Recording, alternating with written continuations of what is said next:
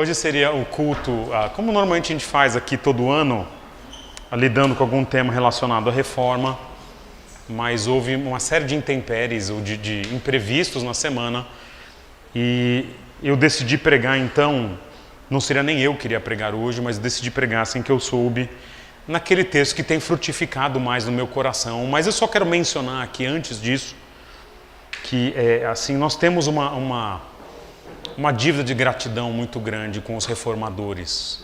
Nas suas gerações, na primeira geração, com Lutero, Zwinglio, na segunda geração, com João Calvino e outros. Tudo que a gente está fazendo hoje aqui como igreja e como igrejas de várias denominações, a gente faz na língua portuguesa, faz de forma a compreender o texto e faz de forma genuína, porque Deus levantou toda uma geração a partir do dia, quando a gente conta, 31 de outubro de 1517. Então essa é uma menção importante.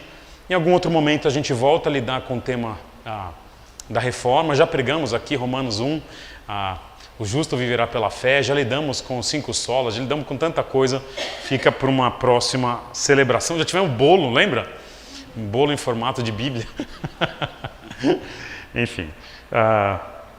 Hoje eu quero falar um pouquinho, uma das minhas frustrações da vida adulta, que eu não imaginava que eu teria, é que eu não consigo fazer uma das coisas que eu mais gosto de fazer na vida. Eu, pelo menos nos últimos anos, eu não fiz, que é ler livros de literatura clássica. Eu sempre gostei, na minha infância, eu jogava bola, ok? Então não era um nerd assim, mas além de jogar bola, eu lia muito. E lia muito dos clássicos. E sempre gostei de ler livros de literatura. Muito desse meu jeitinho peculiar de ser vem da literatura. E algumas obras-primas da literatura, elas são realmente inesquecíveis. Me refiro, por exemplo, à Ilíada de Homero, com a história de Ulisses e Penélope. Desculpa. Nossa. Ilíada, com a história de Aquiles e de Helena de Troia. Né? Já viramos samba do crioulo doido aqui, né? Ou então, o que eu li mais recentemente, a Divina Comédia do Dante Alighieri, com aqueles círculos infernais e tudo mais. Ou um que eu li na juventude, era adolescente, que é o Dom Quixote. Ou outro que eu não li, chamado Romeu e Julieta.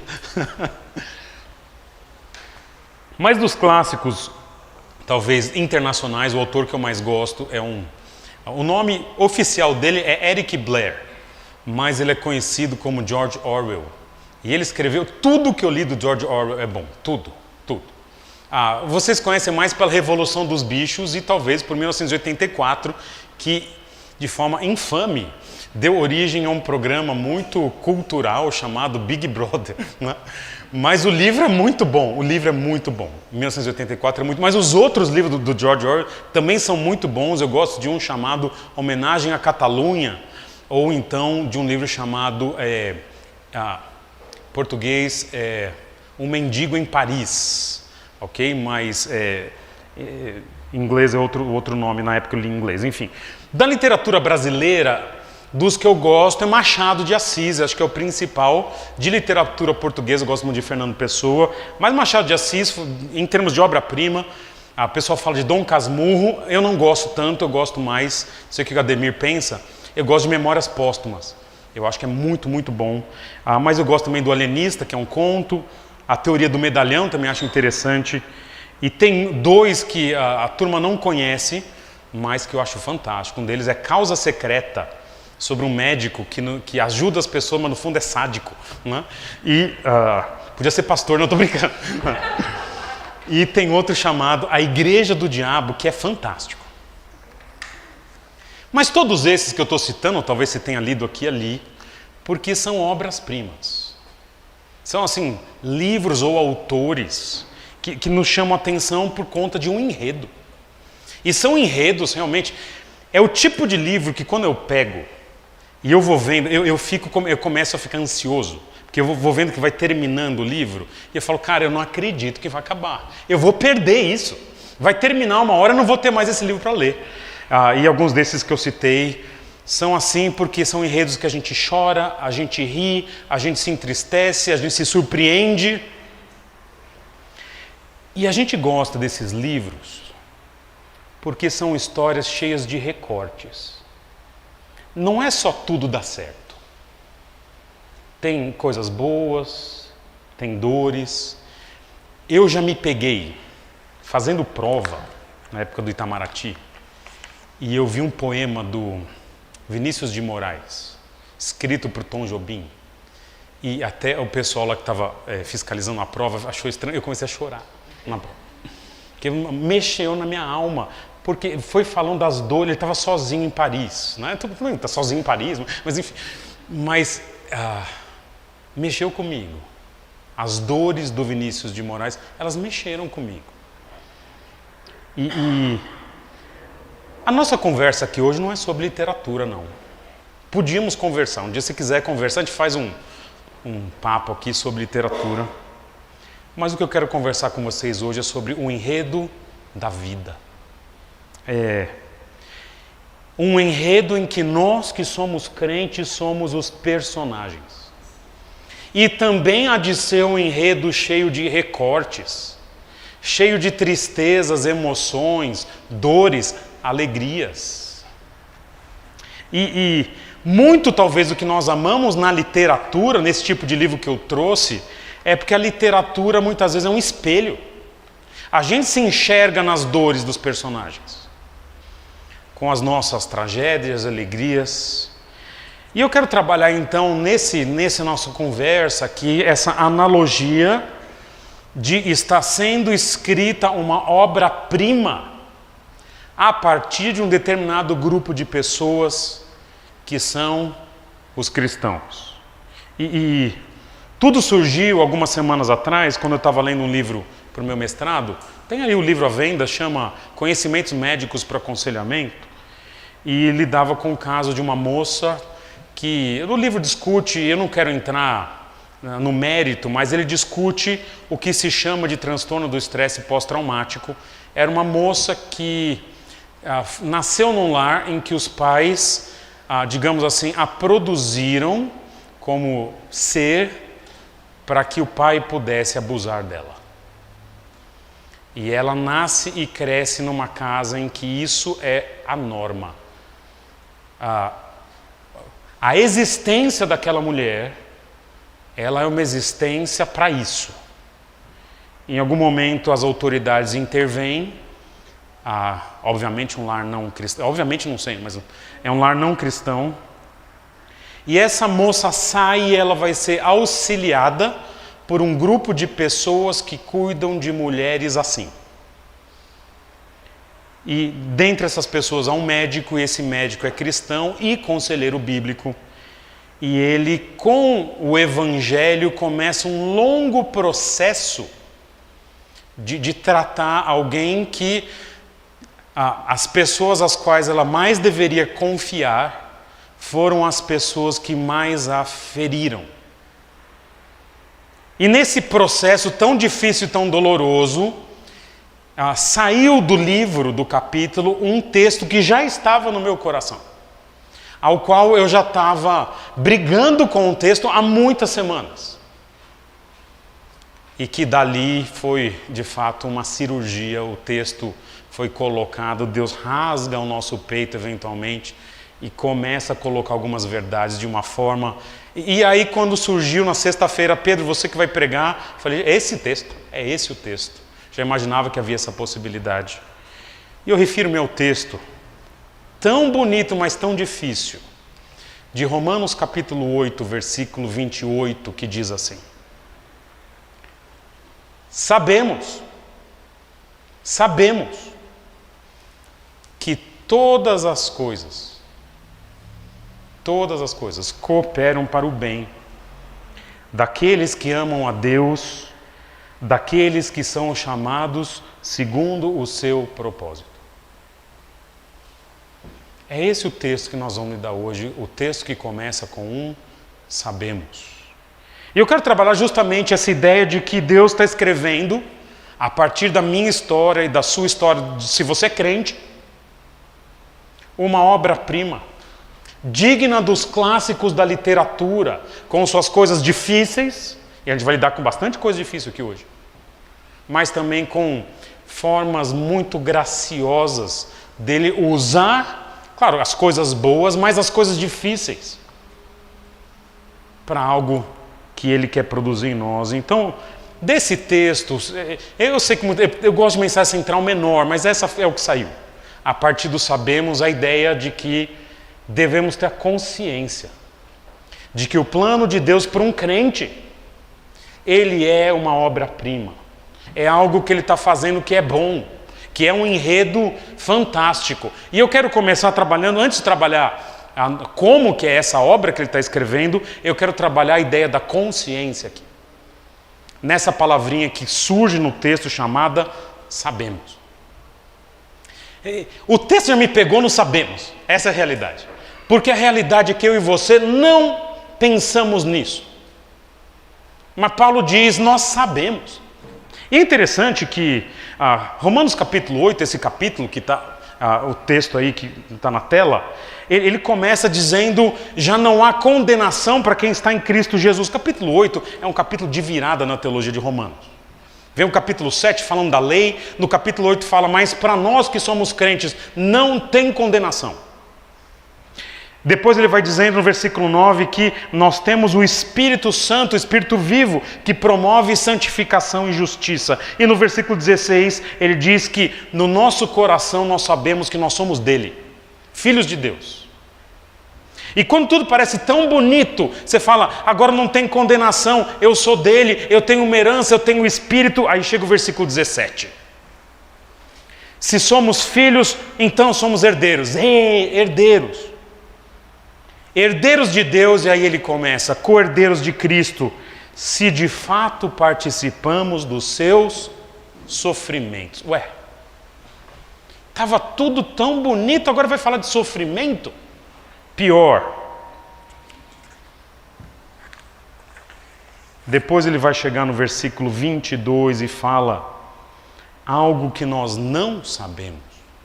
No versículo 22 ele vai dizer, e nós não sabemos, versículo 26.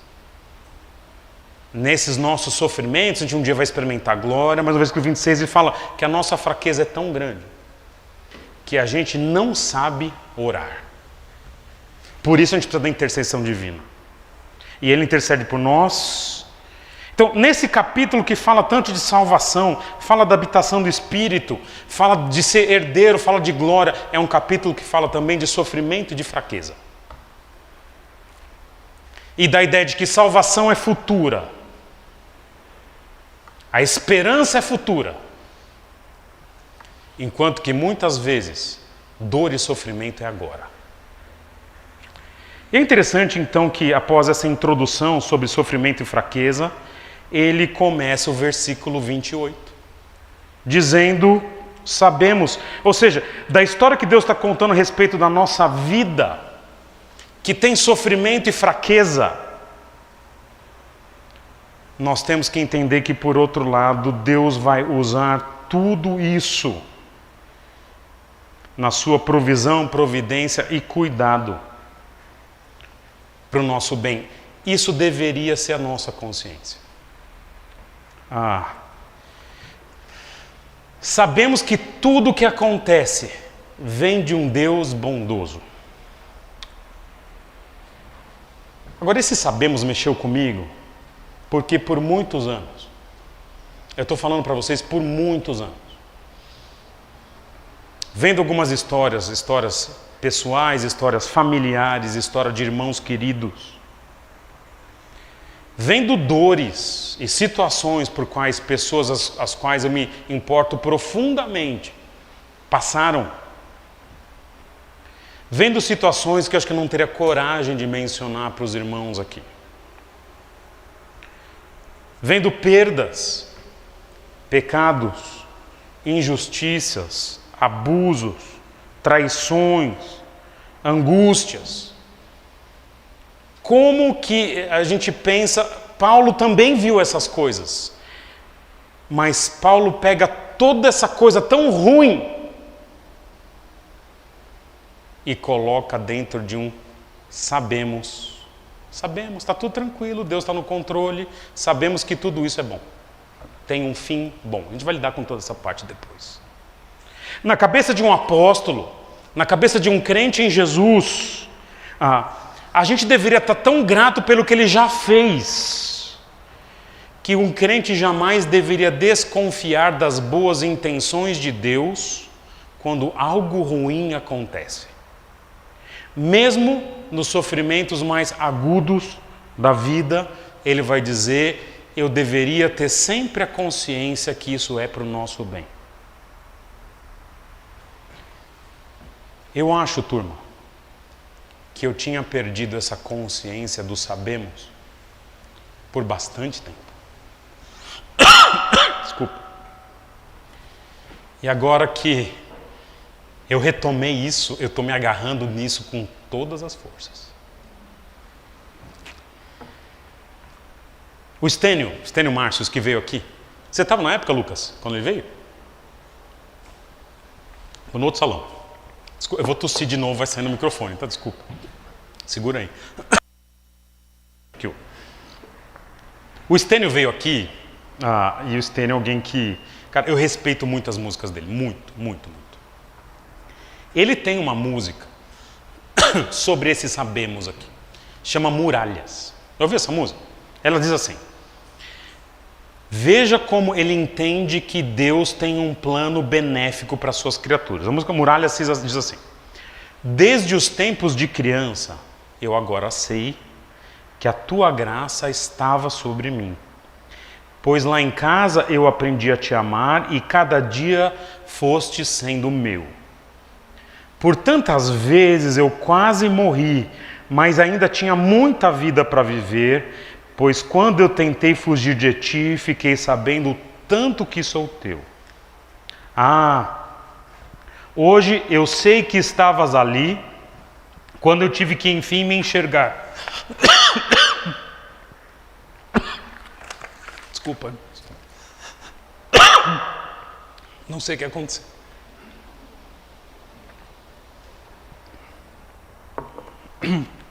É emoção. E a minha alma chorava a seu modo, escrevendo canções para ti. Olha o que ele diz agora. Me seguiste por tantas esquinas e me guardaste nos becos sombrios.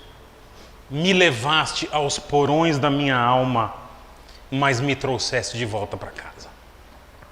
Hoje eu sei que estavas ali e que eu vivi lá atrás, entre fortes muralhas, que tua graça ergueu sobre mim, antes mesmo do tempo existir. É Deus, desde o começo, colocando muralhas, porque Ele tinha um propósito santo, mesmo nas piores situações, mesmo nos becos sombrios. E é essa consciência que o apóstolo quer desenvolver em nós quando ele diz: sabemos. Nós devemos ter uma consciência de que há um plano, e o plano de Deus é uma obra-prima para os crentes. E eu quero trabalhar aqui algumas características dessa obra-prima, com algumas palavras desse versículo. Ele diz: sabemos.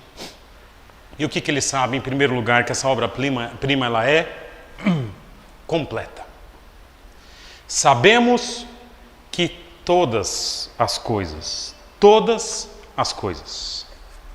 Turma, é interessante que nós temos a tendência de achar que quando as coisas dão certo, e muita coisa na vida dá certo, dinheiro, eventualmente,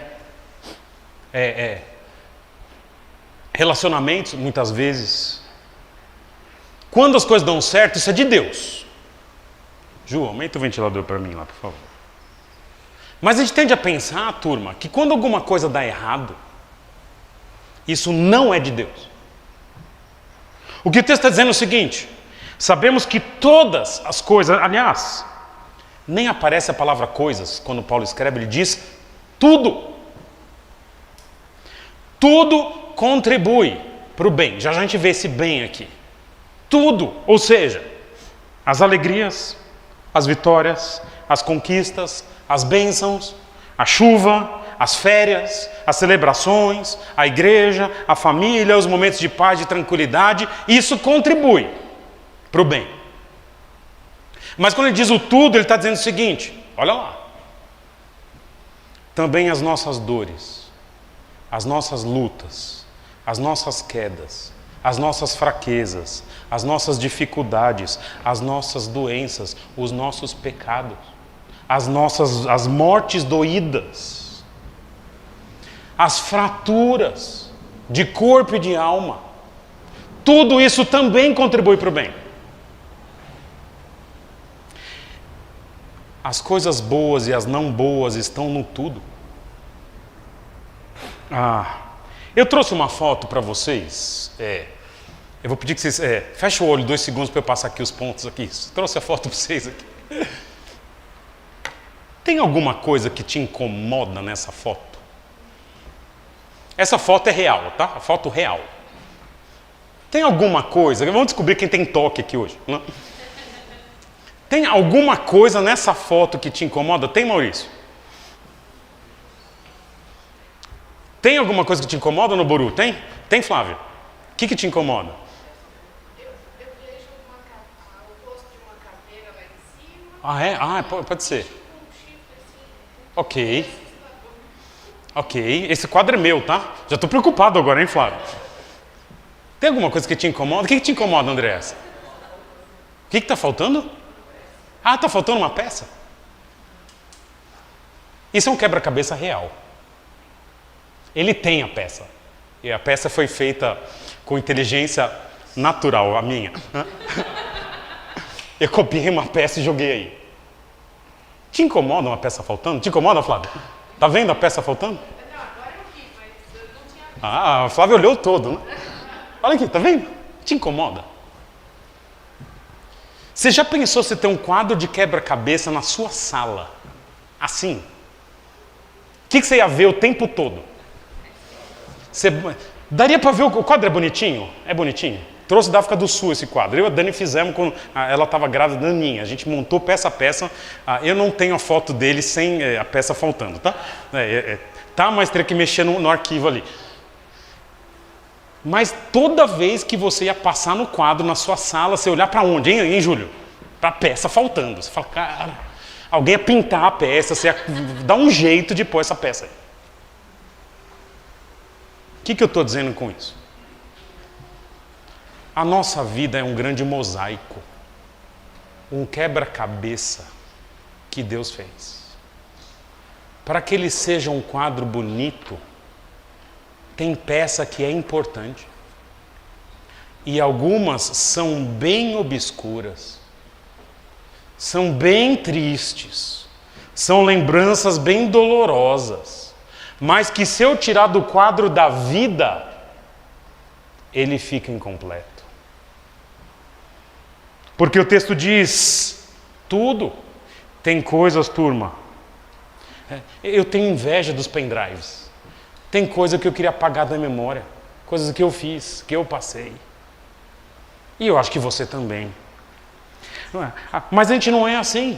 Para o quebra-cabeça da nossa vida ser bonito, ele depende de cada peça. Eu vou falar uma coisa que pode se tornar uma besteira teológica, então eu não vou fazer doutrina sobre isso.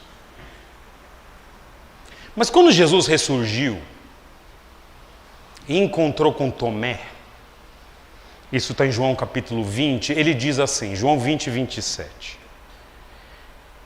E Jesus disse a Tomé, coloque o seu dedo aqui e veja as minhas mãos. Estenda a mão e coloque-a no meu lado. Lembra que o lado de Jesus foi perfurado na cruz? Pare de duvidar e creia. E aí Tomé põe o dedo e ele se ajoelha.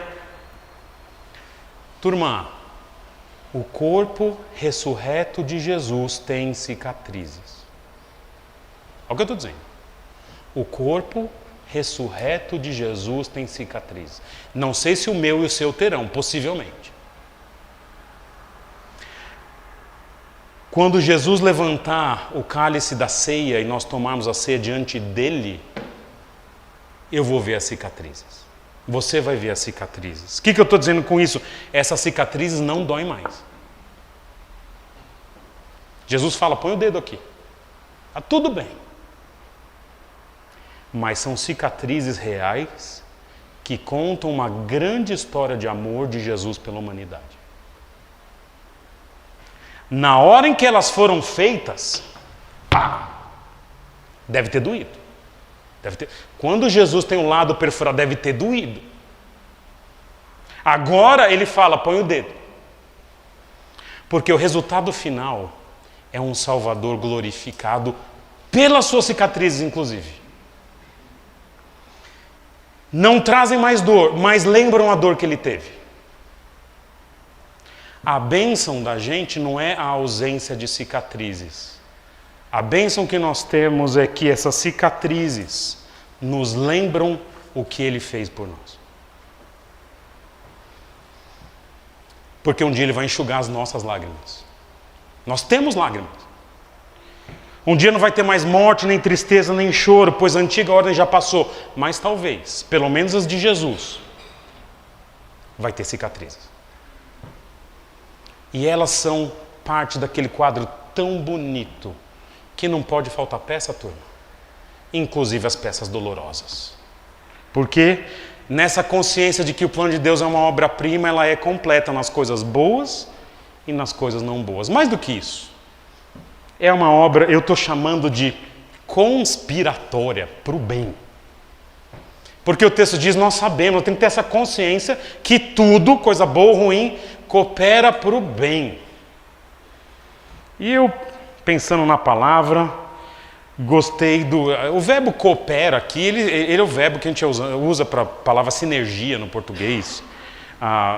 Que a ideia de coopera, colabora, trabalha junto, contribui. Mas eu optei por uma palavra um pouco mais sombria, chamada uma conspiração. Porque conspiração, embora tenha uma conotação negativa na língua portuguesa, da ideia de que tudo está dentro de um propósito, muitas vezes ruim. Tivemos uma família aqui da igreja, algumas famílias, daquela perspectiva, eu vou contar para vocês, tá? Que o 7-1 foi vendido para a Coca-Cola, porque eles queriam dominar o mercado, possivelmente contra a Dolly e o Dolinho, né? Seu mascote. Sério. E depois vem os médicos cubanos, que estão defendendo a Palestina e com mensagem subliminar na Disney, e que no fundo criaram um vírus em comunação com o Obama e com o Justin Bieber, não é? Para dominar a mente das pessoas. Já viram esse tipo de coisa? Já viram? Já viram? E isso é uma teoria de conspiração. Não é? É claro que essa especificamente não existe. Eu só estou zoando com coisas que as pessoas falam, você vai juntando, você fala, cara, o que é isso? Mas a teoria da conspiração dá essa ideia de que tem muita coisa acontecendo com objetivos, assim. Tirando a parte da piração, da conspiração, essa palavra conspiração, ela é boa no sentido de que é mais ou menos isso que Deus faz com a gente, mas faz com o propósito do nosso bem. É o que Deus está fazendo aqui nesse texto. Todas as coisas contribuem para o bem. Não um plano maligno, para o bem. Deus é bom, turma. Ele quer o bem dos seus filhos. É interessante, eu estava mencionando ontem na aula de teologia sistemática aqui na igreja, que a Bíblia diz que Deus é justo, mas ele não diz assim, Deus é justiça. Ele é justo. Deus, ele exerce sua ira, mas não diz Deus é ira. Mas a Bíblia diz Deus é amor. Então, a identificação com o amor é mais profunda nesse sentido. Embora ele seja justiça, seja justo, irado e tudo mais, mas Deus, ele é naturalmente amor. Há uma identificação essencial com o amor. E essa questão de que tudo contribui para o bem, no fundo, não é que não seja realidade. No fundo, na nossa perspectiva, é só uma questão de fé. Se eu realmente acredito nisso, sabendo que Deus é assim. E é difícil pensar, mas como que todas essas angústias, elas no fundo contribuem para o bem? Como que violência, morte, ferimentos, seja de corpo, de alma, como que isso produz o bem. E eu trouxe para vocês aqui 4 analogias que me ajudam a pensar na vida normal de como coisas aparentemente ruins produzem coisas boas. Então, para vocês terem uma ideia de como é possível, na nossa vida prática e civil, tem coisa que a gente acha que é ruim, mas no fundo é boa. Desculpem que antes do almoço tem coisa aqui interessante. Vamos lá. Primeiro, Glaucinho. Treino. Coloquei os halteres ali. Eu não sei como é o treino de vocês, o Júlio já vai dar risada, não é? Mas seja como for, o treino, ele normalmente... Eu já cheguei a quase passar mal naquele 2019, lá na academia, quando a gente fazia os hits. Você lembra dos hits que você fazia? Que eu inventei agora uma contusão, que eu não posso, não? Então, mas você já fez treino, já fez, Júlio, que você passou mal? Isso é ruim, passar mal é ruim. Mas o treino é produtivo? Muito do que a gente faz na vida que é difícil é Deus treinando a gente na perseverança. Então, a primeira analogia de como o mal se transforma em bem, eu gosto de pensar com todo respeito, Glaucio, no treino. Aliás, obrigado, tem sido pesado, tem ficado dolorido muitas vezes, faz parte. Segunda analogia que eu gosto de pensar, eu não sei se está escrito certo, né? Bezentacil. E eu sempre faço a pergunta e todo mundo cai. Quem já tomou Bezentacil? Quem já tomou? Ok, pode abaixar. Quem nunca tomou? Ok, pode abaixar. Quem não sabe? Se você não sabe, você não tomou. Por quê? Por quê? Quem tomou sabe, fala pra mim. Nossa, Flavinho, hein? Rapaz, Bezentacil eu acho que é o poder de Deus em forma de injeção, mas dói. Eu soube de uma agulha de Bezentacil que caiu no cara, estava morto, fazia 3 dias, ressuscitou. Né? É um negócio que é dado no bumbum, desculpa, não é? E dói assim, você sente onde ela está passando, você sabe ali. Mas é um antibiótico poderosíssimo, 2 horas depois já está jogando bola, já está, né? Tudo normal, embora a dor persista um pouquinho. Muito do que Deus faz conosco é Bezentacil. Ele infringe uma dor porque Ele quer a nossa cura. É a segunda analogia que eu gosto de usar.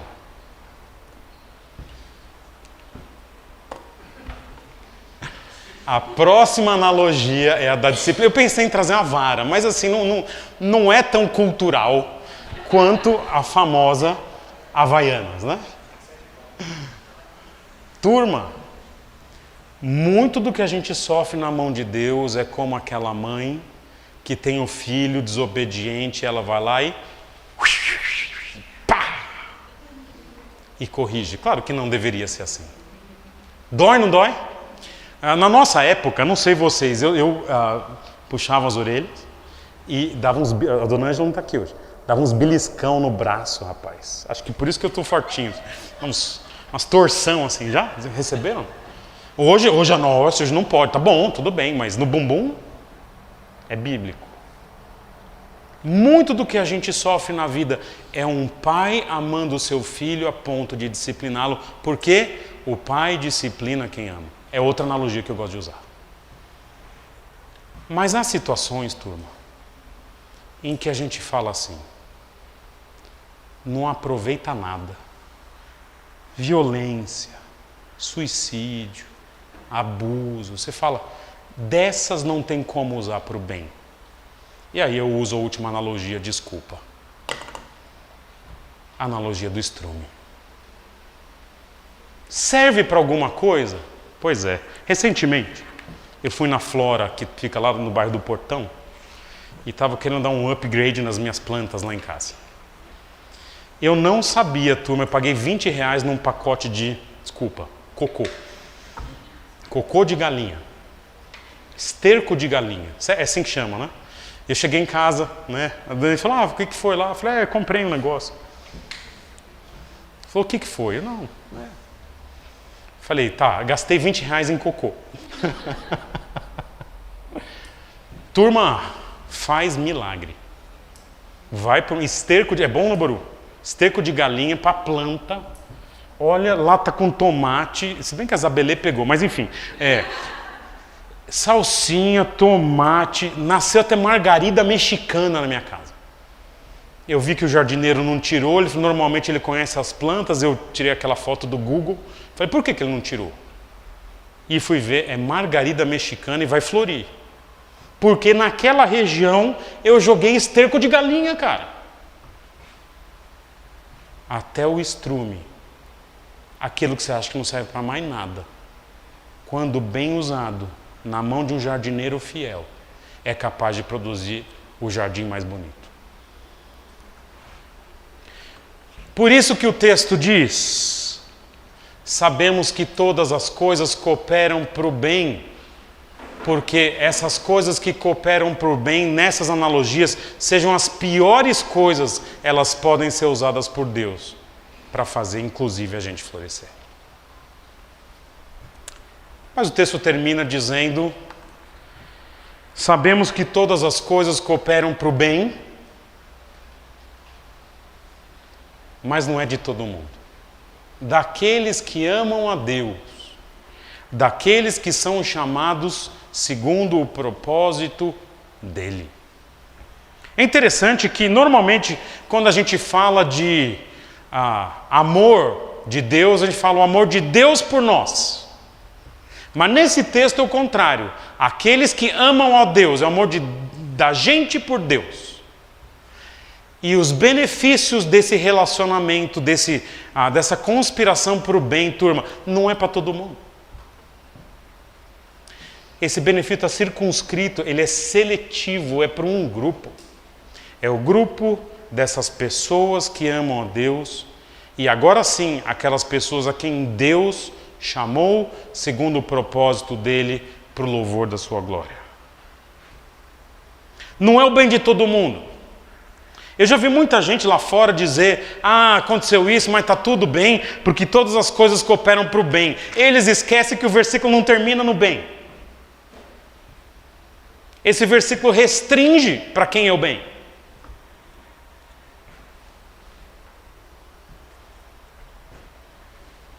Esse versículo diz que o bem é para quem ama a Deus, para quem Deus chamou segundo o seu propósito.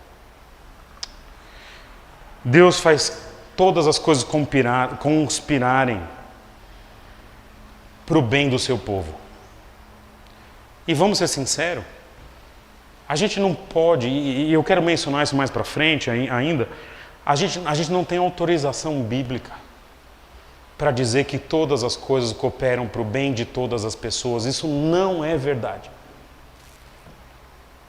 Agora, a boa notícia é, quem não é crente, se torna crente assim, fala, Senhor me salva, Jesus me salva. Pela fé eu não posso sozinho, me salva, crente. Aí eu uso o versículo. Todas as coisas cooperam para o bem daqueles que amam a Deus, que foram chamados segundo o seu propósito. Mas eu quero tratar um pouquinho desse grupo que somos nós, em que nós que servimos ao Senhor e queremos amá-lo acima de todas as coisas. O texto está dizendo que, embora tenhamos fases muito boas e frutíferas, e tenhamos as nossas dores e nossas fraquezas, o que nós podemos confiar é que para nós que somos crentes, nós temos um Salvador que nos ama. Muito nos nossos aconselhamentos aqui na igreja, eu já fiz isso várias vezes. Estou precisando fazer mais recentemente. É normal eu fazer uma pergunta, começa a vir o caso, pecado aqui, pecado ali, porque falou isso, porque não sei o que lá. Eu faço uma pergunta, a pessoa assusta comigo, é uma pergunta. Mas a pergunta tem que ver com esse versículo aqui. Eu faço uma pergunta, às vezes membro da igreja, normalmente membro da igreja, eu faço assim, eu dou uma paradinha. Você é crente? A pessoa, mas como assim? Claro que eu sou. Ok. Meu ponto é, sabendo que somos crentes, nós podemos ter a convicção de que essa luta, ou pecado, que a gente passa, que às vezes lutas tão ferozes, ainda assim essa luta contribui para o bem. Porque essa resposta é, eu não sei, eu tenho que trabalhar em primeiro lugar a questão de ser crente ou não.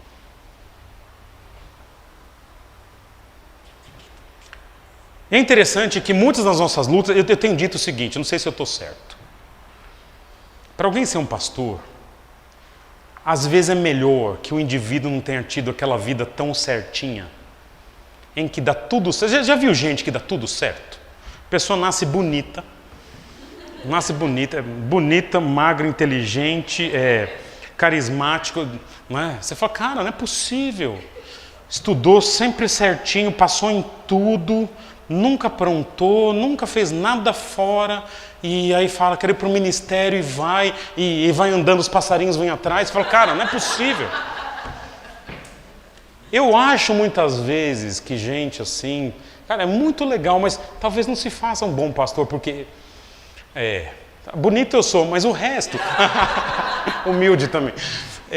Você entende o que eu estou dizendo? Muitas das nossas tribulações, elas são para o nosso bem, mas ele usa o plural para os que amam a Deus, muitas vezes é para um bem coletivo. Segundo os Coríntios 1:3 diz assim: bendito seja Deus e Pai e nosso Senhor Jesus Cristo, Pai das misericórdias no plural, e Deus de toda consolação, que nos consola em todas as nossas tribulações. Usa o plural.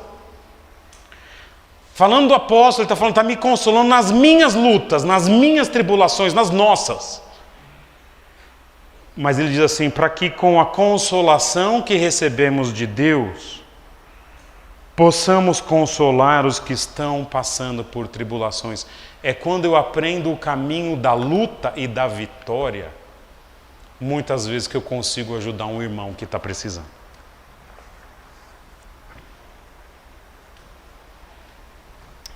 Um dia desses, já faz um tempo que eu não lembro que a última vez que a gente fez isso, filho. A gente estava lá em casa assistindo televisão, que é uma coisa raríssima da gente fazer. Especialmente televisão. No máximo YouTube a gente assiste lá. Especialmente o Feio Army, vendo as pessoas tomarem tombo, né, filho? Mas entre nós aqui. Mas a gente estava um dia passando os canais da TV e passamos no canal da Igreja Católica. Não sei se é Rede Vida, Tamo Junto, enfim, algum programa desses. Mas era um programa de viola, de música sertaneja. E tinha duas crianças da idade do João, se eu não me engano, tocando viola caipira e se apresentando num programa de televisão. E você lembra o que eu falei, João? Eu falei, pô, filho, você nessa idade aqui do meu lado vendo televisão, podíamos estar ganhando dinheiro que você tocando viola caipira na TV católica, né? Não é isso? Não foi isso que eu falei? Pô, você está aqui, do meu lado, podia, né, ganhar um cachezinho pra gente ali. Mas pensa comigo. Tem um monte de gente que tem filho talentoso. Não tocando viola caipira, nada. Mas talentoso. O moleque joga bola, já tem um contrato de 30 milhões com o Barcelona com 8 anos de idade. Né? Tem muita gente que tem... gente que faz coisas maravilhosas, gênio. Eu sei que o Flávio está aqui, então eu tenho que fazer a pergunta com cuidado. Você trocaria o filho que você tem por um filho mais talentoso? Sim, tem a Ana e o João e tem um filho que toca piano, para valer. Você troca.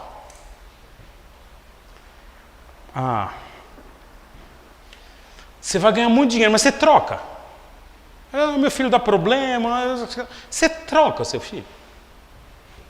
E a pergunta eu vou responder. Por que não? Olha o que eu vou contar para vocês. Eu lembro de uma família cujos pais tinham um filho com paralisia cerebral.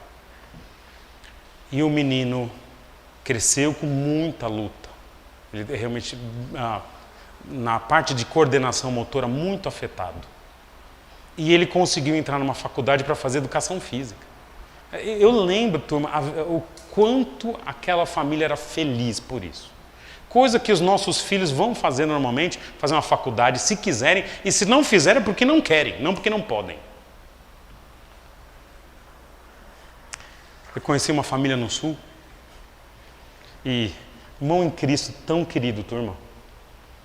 Eu fui visitá-los na casa deles e eles tinham um menino de 13 anos, idade do Ju. E o pai trabalhava para ter estrutura para montar uma UTI em casa, porque o menino já não respondia. Ele teve alguma coisa que não se sabe. Com 8, 9 anos de idade, da noite para o dia, ficou numa cama. E eu lembro do pai abraçar, beijar aquele menino, que já faleceu, inclusive. E a família grata por ter um menino em casa. E se você pergunta, você fala, você troca o seu filho por um mais talentoso? E a resposta é claro que não. Sabe por quê? O que torna esses bichinhos especial para a gente não é o que eles podem me oferecer, mas é o fato de nós termos um relacionamento de amor, com todas as lutas que pais e filhos têm. O que o texto está dizendo é que Deus não escolheu a gente pelo que a gente pode oferecer. Tem muito mais gente melhor lá fora para Deus escolher. Mas o que Deus escolheu a gente é porque a gente é filho, só por isso. E Ele quer um relacionamento para o nosso bem. Simples. Mesmo não sendo os melhores. E Deus responde isso tendo um propósito para a gente. Há esse relacionamento especial com o nosso Deus e tudo que acontece na nossa vida, Ele de alguma forma está produzindo bem. Por quê? Porque Ele é o nosso Pai. Só isso. Não porque a gente é bom.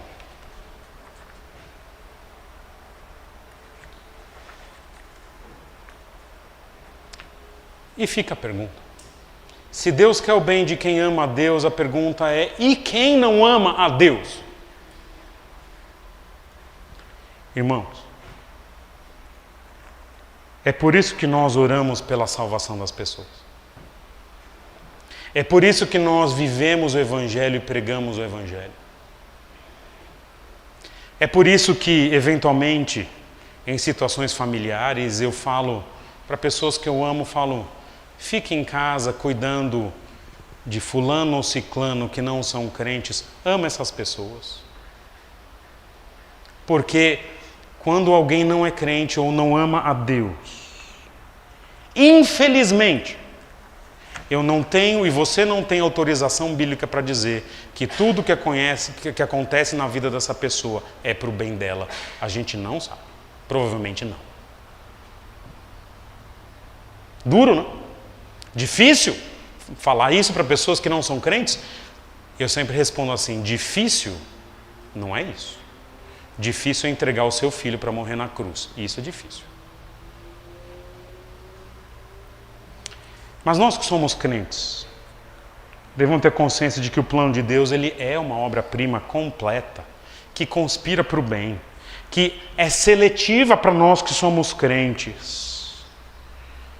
E assim a gente consegue levar a nossa vida. E eu quero terminar, já que nós falamos tanto de obra-prima, mencionando uma frase do Eric Blair, do George Orwell, que diz assim: a história do mundo vai ser escrita pelos vencedores. A frase do George Orwell. George Orwell tinha conhecimento das escrituras, mas não era crente. Se essa frase estiver certa, eu acho que está. Vai chegar um momento na existência desse mundo ou do próximo, em que eu não sei como vai ser o céu, desculpa a nova heresia aqui hoje, mas no futuro, quando tudo isso estiver acabado, eu tenho a impressão que a gente vai estar de alguma forma ali com Deus, com as nossas cicatrizes, ou com a cicatriz do filho, que seja. E de alguma forma a gente vai ter, talvez, não tem base bíblica nenhuma para dizer isso, tá? Mas talvez a gente vai ter um momento para escrever ou para registrar as nossas memórias que glorificam o nosso Deus. Talvez saia uma série de biografias da Igreja Batista da Trindade, né? Histórias do pastor Pedro, história do Flávio Palombello em 6 volumes, história resumida. Glaucio Oliveira e suas peripécias. Né? O que eu sei de cada um desses livros, se saírem um dia, é que quando a gente abrir e começar a ler, olha o que aconteceu aqui. Pastor Pedro já fez isso. Nossa, que triste. Nossa. E vai lendo. Quando terminar, eu vou falar: uau! Tudo o que aconteceu nessa história contribuiu para o bem daquele que ama a Deus e que foi chamado segundo o propósito dele, que é para glorificar a Deus. E aí vai começar o culto. É isso que eu tinha para mim e para você hoje. Todas as coisas, sabemos que todas as coisas cooperam para o bem daqueles que amam a Deus e que são chamados segundo o seu propósito. Uma obra-prima que é completa, conspiratória para o bem, mas é seletiva para o grupo dos irmãos que Deus chamou. Vamos orar. Obrigado, Senhor, que o Senhor tem escrito a nossa história com coisas às vezes tão difíceis, mas que nós precisamos ter a consciência, saber que todas elas, cada uma delas contribui para o nosso bem e para o propósito santo que o Senhor tem com a sua igreja. Obrigado por cada um que está aqui hoje, que pode se entregar ao Senhor e falar: Senhor, escreve a minha história para te glorificar, para que eu saiba que cada coisa que acontece contribui para o bem de quem ama a Deus. Obrigado por esse estudo esse texto que tem mexido tanto comigo e que eu espero que mexa com a vida dos meus irmãos. Em nome de Jesus eu oro. Amém. Turma, peço um pouquinho mais de paciência dos irmãos. Nós teremos um momento muito importante da igreja